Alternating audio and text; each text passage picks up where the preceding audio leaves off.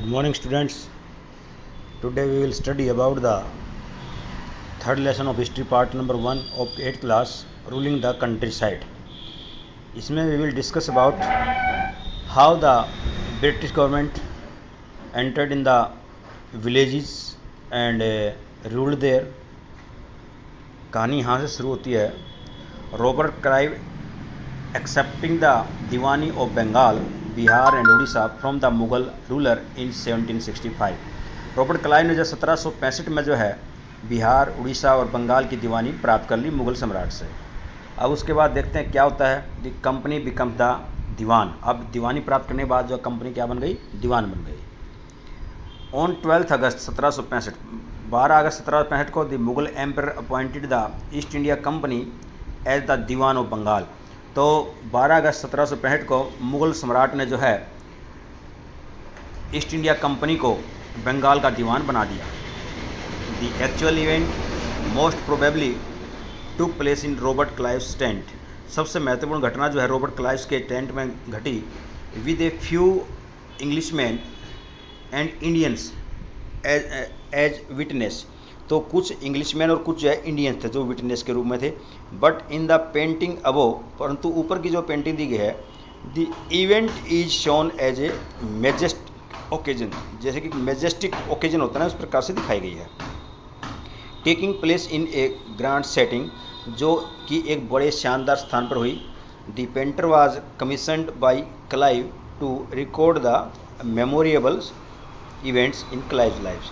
तो पेंटर ने जो है ये कोशिश की भाई कि जो क्लाइव्स की लाइफ के जो मेन इवेंट्स थे उनको रिकॉर्ड किया जाए. The grant of the Deewani clearly was one such event in British imagination. तो दीवानी की से संबंधित जो घटना थी वो भी जो है ब्रिटिश काल की जो एक बहुत बड़ी घटना थी. As diwan the company became the chief financial administrator of the territory under its control. तो दीवानी के तहत जो है कंपनी के हाथ में एक बहुत बड़े क्षेत्र की जो है कंट्रोल, आर्थिक कंट्रोल जो है आ गया. Now it had to think of administering the land and the organizing its revenue. अब उनका काम क्या था, जो उनकी जो भूमि थी उसके ऊपर प्रशासन करना और जो है रेवेन्यू अपने हाथ में ले लेना. जो रेवेन्यू से संबंधित थे, कर से संबंधित जो चीज़ें थी उनको अपने हाथ में लेना. This had to be done in a way, ये केवल तभी हो सकती है that could yield enough revenue to meet the growing expenses of the company. क्योंकि इसके द्वारा ही जो यदि जितना रेवेन्यू बढ़ेगा उसके द्वारा ही कंपनी के खर्चे पूरे हो सकते थे. A trading company had also to ensure, एक ट्रेडिंग कंपनी को भी ये निश्चित करना था that it could buy the product it needed and sell what it wanted. तो इसके द्वारा ही वो जो है कंपनी जो प्रोडक्ट वो खरीदना चाहती वो खरीद सकती थी, जिसको बेचना चाहती थी बेच सकती थी. Over the years the company also learn, धीरे धीरे जो कंपनी ये भी सीख गई that it had to move with some cautions. Being N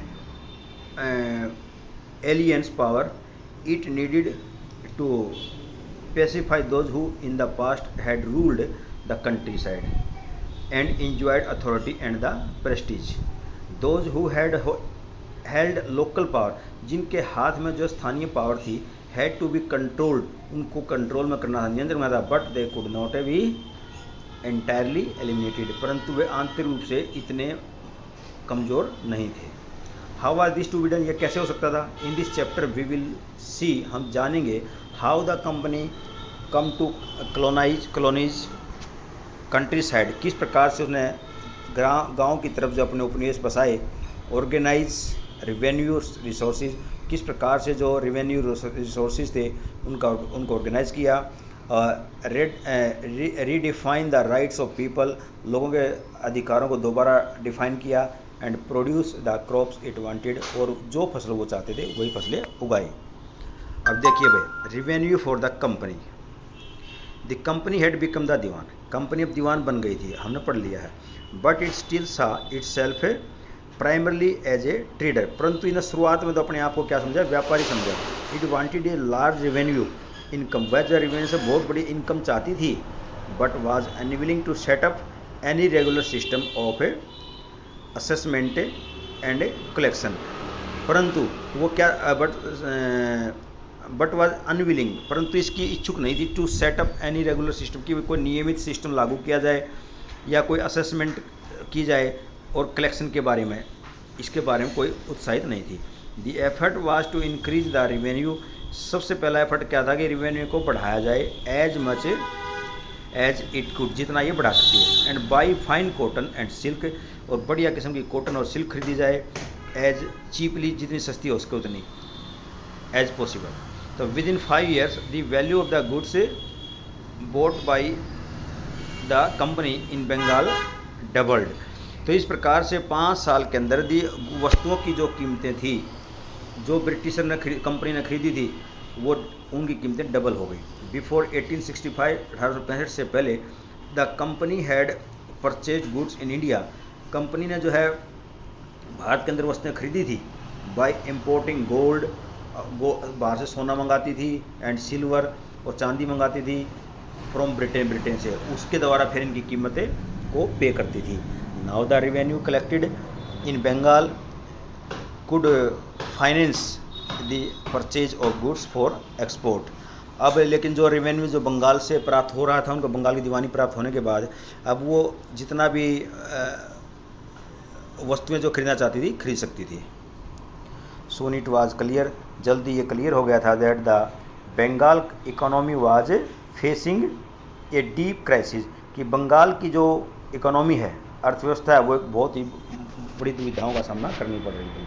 artisans were deserting villages since they were being forced to sell their goods to the company at low price. अब वहाँ के लोगों के ऊपर दबाव डाला जा रहा था कि वो कंपनी को जिस रेट का कीमत में कंपनी कह रही है उस कीमत में कंपनी को वस्तुएं बेचें। Peasants were unable to pay the ड्यूज़, अब किसान जो है ड्यूज़ भी नहीं दे सकते थे, फी भी पे नहीं कर सकते थे, that were being demanded from them, जो उनसे डिमांड की जाती थी। Artisanal productions was in the decline, इसलिए जो है वो प्रोडक्शन भी जो है डिक्लाइन होने लगा, उत्पादन भी कम होने लगा। And agricultural cultivation showed science of A collapse, और जो एग्रीकल्चरल जो कल्टीवेशन थी, खेती बाड़ी थी, वो जो है एक मतलब कोलैप्स होने लगी, नष्ट होने लगी। देन इन 1770 में a terrible famine killed 10 million people, तो लगभग 1770 में एक महान अकाल पड़ा जिसने जो है 10 मिलियन लोगों को मार दिया बंगाल के अंदर। About 1/3 of the population was wiped out, लगभग 1/3 जनसंख्या जो है समाप्त हो गई। जैसा कि फिगर 2 में देखेंगे, एक वीकली मार्केट क्या कहती है इन्हें, Murshidabad in Bengal, peasants and artisans from rural area regularly came to these weekly market, ये वीकली मार्केट में आते थे वे रूरल एरिया से पीजेंट वही, ठीक है। तो क्या करते थे वो, जिसको हाट भी कहते हैं, टू सेल दियर गुड्स, अपनी वस्तुएं बेचने के लिए, and by what they needed, और वे वस्तुएं खरीदने के लिए जो उनको जरूरत थी। तो these markets were badly affected during times of economic crisis, तो आर्थिक तंगी के दौरान ये मार्केटें बहुत बुरी तरह से प्रभावित हुई। अब हमारा तीसरा पेज है, the need to improve agriculture. अब उन्हें लगने लगा कि अब एग्रीकल्चर को इम्प्रूव करने की आवश्यकता है। तो देखिए इसके तहत क्या हुआ। अब ये चार्लीज कॉर्नवालिस, तो Cornwallis was the governor general of India when the permanent settlement was introduced. जब स्थायी बंदोबस्त किया गया तो कॉर्नवालिस जो है क्या था, भारत का जो है गवर्नर जनरल था। ये याद रखने की बात है, ये फिक में दिया गया है। तो देखिए, if the economy was in runs, यदि इकोनॉमी का नष्ट हो रही है, could the company be certain of its revenue income, तो किस प्रकार से फिर कंपनी भी अपने जो है रेवेन्यू से होने वाली इनकम को निश्चित कर सकती थी। Most company official began to feel, अधिकतर कंपनी के अधिकारियों ने सोचना शुरू कर दिया, that investment in land had to be encouraged and agriculture had to be improved. यदि हम भूमि के अंदर जो है निवेश करेंगे तो इससे जो है जो किसान हैं उनको कृषि को बढ़ावा मिलेगा और जो उनका हालात भी सुधरेंगे। How was this to be done, फिर ये कैसे किया गया था, देखिए। आफ्टर 2 डिकेड 2 दशकों के बाद of debate on the question, इसी क्वेश्चन के ऊपर बहसबाजी होती रही कि भाई इम्प्रूव किया जाए, खेती को इम्प्रूव किया जाए। The company finally introduced the permanent settlement in 1793, तो कंपनी में अंत में जो है 1793 में जो है स्थायी बंदोबस्त किया भाई। By the term of the settlement, इस बंदोबस्त की जो टर्म के अनुसार क्या था, the rajas and the taluqdar were recognised as zamindar, राजा थे या तालुकदार थे, उनको जब जमींदारों के रूप में देखा गया। दे वर आस्क्ड, उनको कहा गया to collect rent from the peasant, कि किसानों से जो रेंट कलेक्ट करें and pay revenue to the company, और कंपनी को रिवेन्यू दें। तो the amount to be paid was fixed permanently, तो अमाउंट जो है परमानेंटली फिक्स कर दिया गया था भाई। तो that is it was not to be increased ever in the future, इसमें कहा गया था कि अब ये अमाउंट जो फिक्स कर दिया गया है इसको भविष्य में कभी भी बढ़ाया नहीं जाएगा।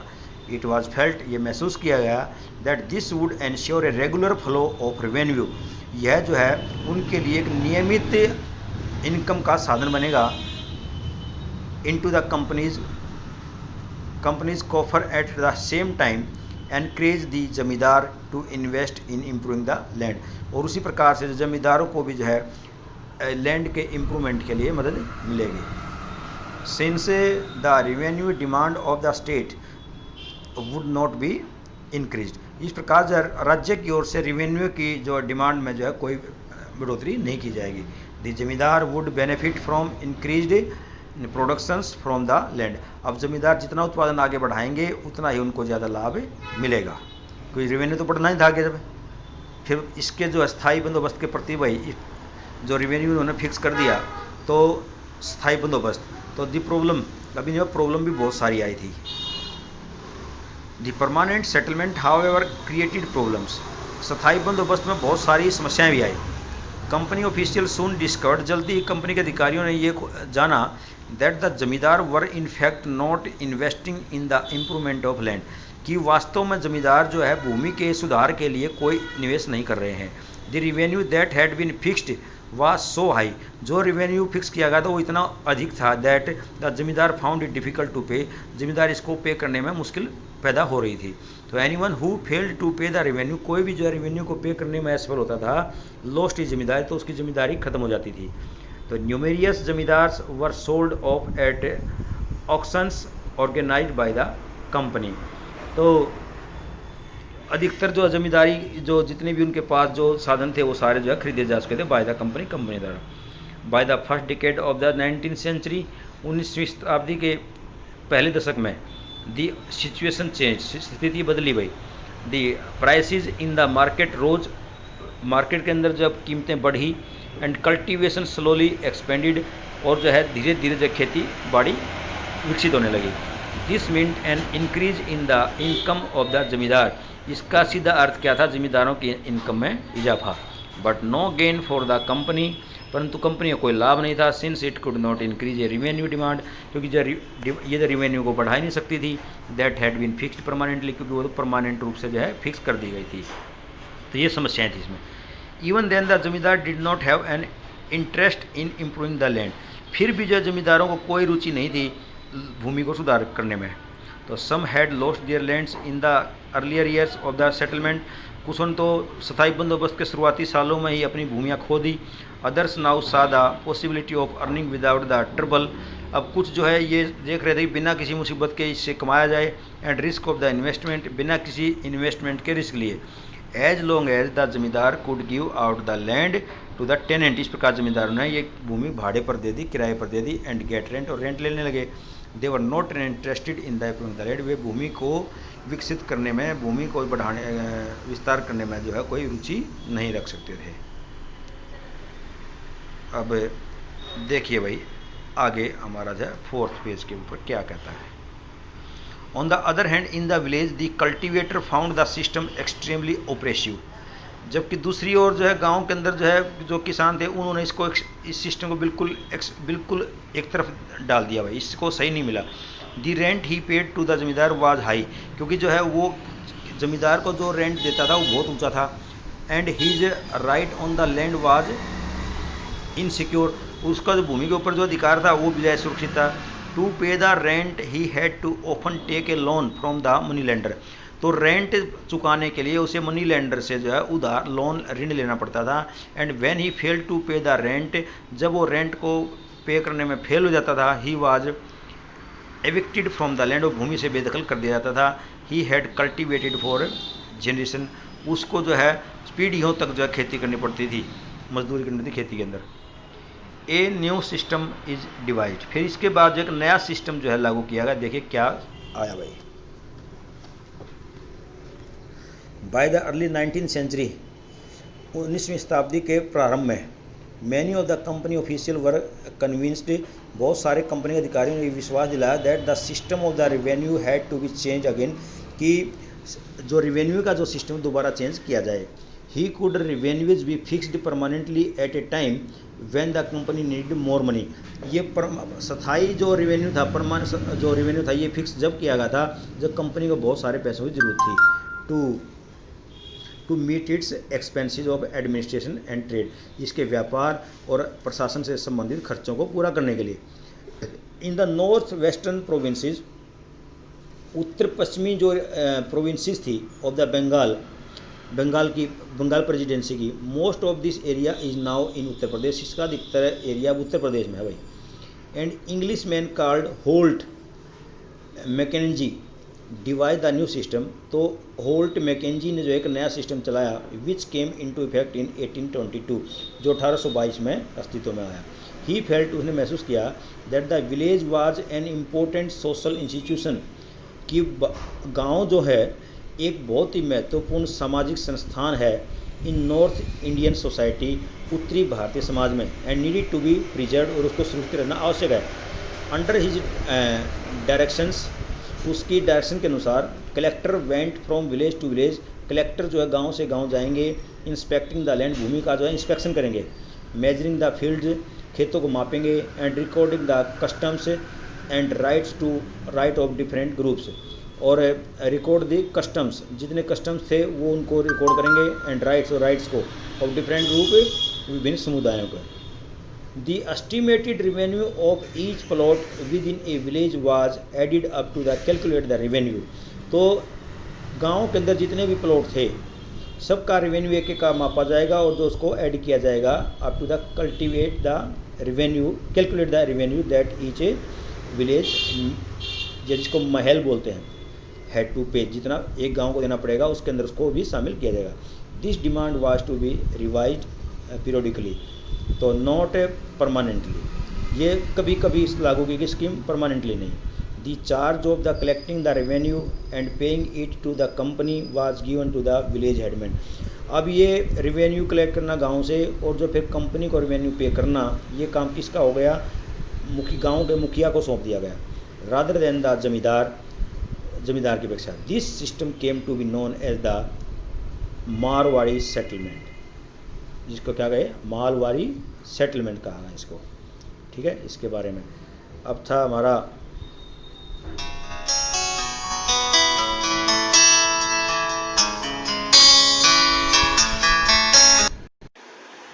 हेलो,